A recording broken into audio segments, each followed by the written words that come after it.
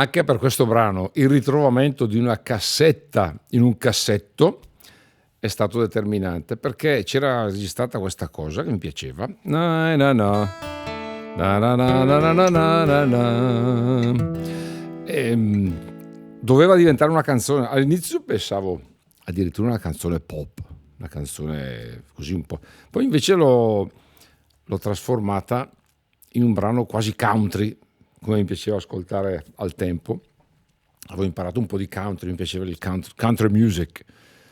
È diventata poi una ninna nanna, perché essendo diventato papà l'ho poi dedicata ai miei figli, immaginando, cioè assimilandoli loro a dei puledrini, i puleder, i pony, i Kali, appunto il Kali, ecco che si intitola Kali, immaginando che un giorno anche loro corressero liberi nella valle e augurandogli una vita felice, e che soprattutto un giorno, diventati padri anche loro, avrebbero cantato questa ninna nanna anche ai loro figli.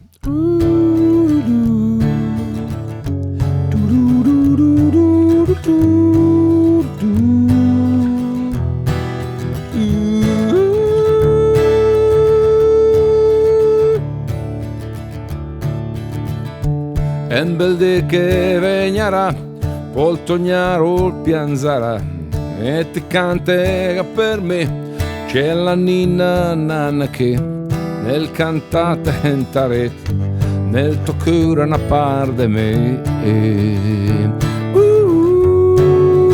Me picci,